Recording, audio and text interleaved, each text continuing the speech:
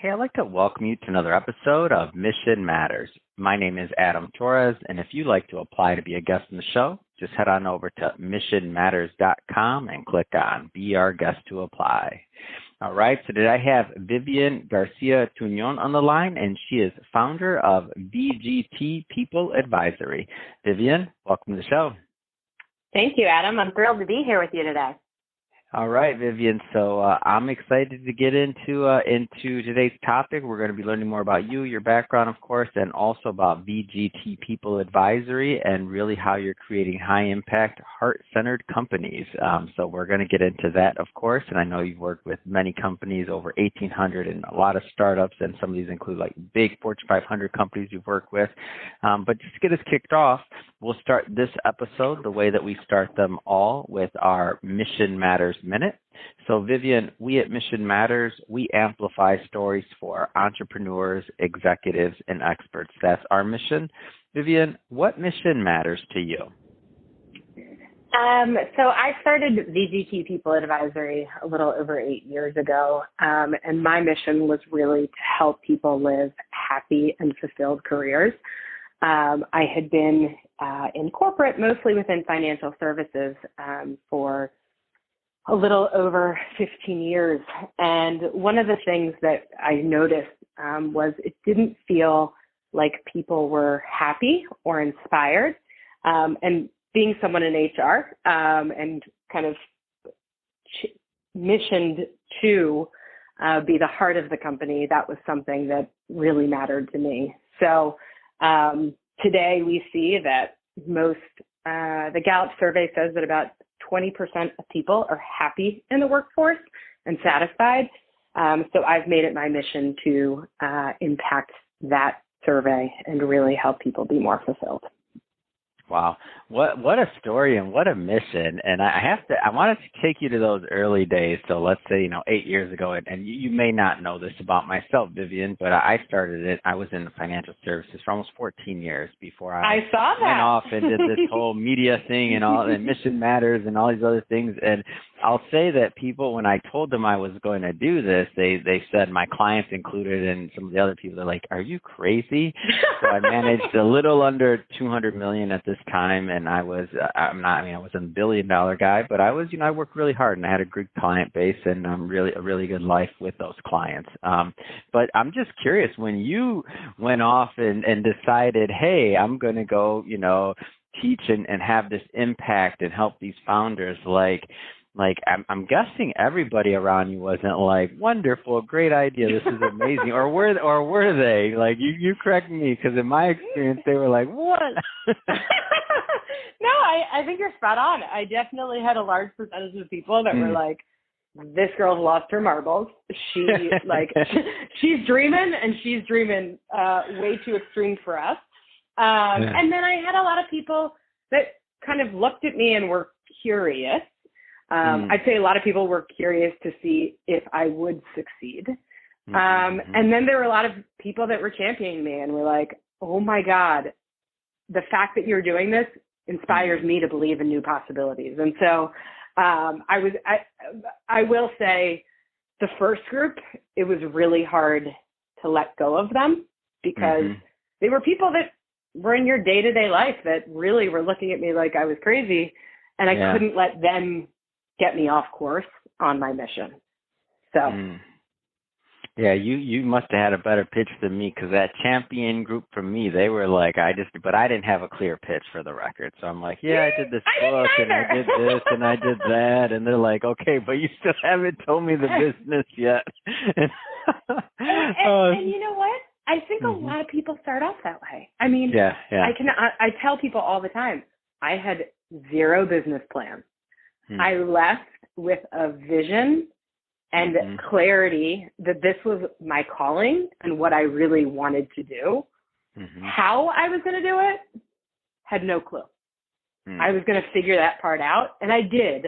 And I think that was part of the fun was as I went through my journey, I was able to help more and more people on their journey because of my own experiences of learning and growing through it. That's great. Yeah, and as I saw your story, I'm like, and the reason I ask these questions, by the way, is because I know there's others right now that will listen to this, and they're going through the same thing, and they might even think, as they're kind of looking forward to some others that have maybe accomplished some things that they want to do, or maybe that they aspire to. Like it's like a lot of times people are looking forward at something when it's already a finished product or further along in development to where there's a certain level of success, but a lot of times in the early days, like that's not always the case. Like what you're seeing in that as that output is the culmination of a lot of work, a lot of potential pivots and zigzags, and who knows the alchemy in the kitchen of what actually came out and the actual ingredients. So I say that for everybody listening so that they can have some solace that it's okay. You're in good company if you're out there kind of figuring your way too. Absolutely. And I think coming out of large corporates and coming out of larger institutions that had already figured out the special sauce,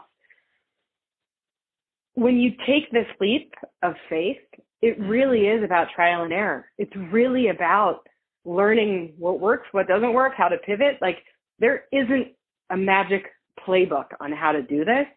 It's creating the playbook that works for you. And I think a lot of people, that's probably one of the biggest challenges for people is allowing themselves the freedom for trial and error, because that wasn't necessarily the environment where people came from. And so it can be really scary to be like, oh my God, I'm going to post this on LinkedIn. And what if everyone hates it? Okay, well they do. And no big deal. You'll try something new the next day. And it really is quite a fulfilling path once you're able to get over some of the big fears that pop up on the journey. Awesome. Well, let's go further down the journey spectrum here, and let's get further into where you're at today with VGT People Advisory. So, 8 years later, awesome. So first off, you made it past the 5-year mark. Obviously, in business, congrats. That's not an easy thing to accomplish. But tell us a little bit more about where you're at today and what you do. Sure. So I work I work with 3 primary groups. The first group is typically corporate executives that are looking to up-level their performance or up-level their impact. And so oftentimes people get stuck. Truthfully, most of the people that come to me are highly educated leaders, and it's really about helping them improve their human impact with relationships, with conflicts, and kind of working through next level success for themselves and for their teams. So oftentimes there's a little bit of a turnaround story that's coming together there in terms of what got you there, what got you here won't get you there, and working with them to achieve their next level. I work with a lot of entrepreneurs and founders. I am incredibly proud to say I have multiple clients that have hit the $1 billion milestone for themselves. And I say that not because of the money, but because achieving the goal that they set out for, that they doubted so many times along the way, and they were able to make it easy. And I think more often than not, the stories that are out there about entrepreneurship, about founders, about building a business are pretty discouraging. Like 1 in 11 founders succeed. Okay, well, that doesn't really sound like a very enticing thing to do. But I think helping people find ways to build businesses easily and effectively is something that I'm really passionate about, because most of the time they have so much passion around what they're doing that it's just directing them and supporting them in the right direction to watch them take off. And then I work with other individuals that are looking to pivot, like people that have transitioned their career or are ready to go and explore something else. Like you and I, our careers were great. They were fulfilling. And we both knew there was something else out there. Some people on that path may be just looking for another job in a different space or trying something new. maybe not the entrepreneurial path, but helping them kind of achieve different results and a different path for themselves. So tell us a little bit more about your process. So, and I know that the process may be different and have variations, obviously for every, I don't want to oversimplify, and it's pretty obvious for the listener that we can't get into everything that Vivian does, but I mean, like the process of what it looks like to engage with you in your services overall, because one of the things I do like to do is, I know, and we're recording this for everybody that's listening, just for context, beginning of January 4th, 2023, and I know that many people have things on their to-do list or their resolution list or all these other things, and things hold people back. So I want Vivian to kind of take a little bit of the fear away, like on how it works to go through something like this, because I know that you have a process, and it has to work with the level of clientele, especially the C-suite execs and people that you're working with. Like if you didn't have a defined process and way of then you would, you know what I mean? It'd be a time drain. They wouldn't be able to fulfill and to hit the objectives they want to hit, and it wouldn't be meaningful for you either. So that's the context of the question. So tell us a little bit more about your process, please. And I guess kind of the easiest way to simplify it across all three groups is an individual, whether it be kind of an individual comes to me with a vision. They want to achieve something different. And with that, we start working through kind of the beliefs, the processes, and the feelings associated with achieving that. What I believe is the most important. And so we work together over a defined period of time. It's typically 6 months. Truth be told, I set 6 months as the period of time, because the first 3 months we start making progress, we start seeing momentum, and then sometimes people get a little scared of actually achieving what they want. And so being able to hold them accountable through the natural period of resistance of, oh shit, is this really happening? Oh my gosh, is this really going to happen? And is it all going to come together? Sometimes we can self-sabotage. So the next 3 months is really just to optimize the performance overall. So we meet together every other week for an hour. We kind of work through the vision. We work through the obstacles of what's coming up. How do we face them? And really, you're championed every step along the way. And I think that that's what's the most critical piece is when you're doing it alone, your self-talk can be pretty nasty.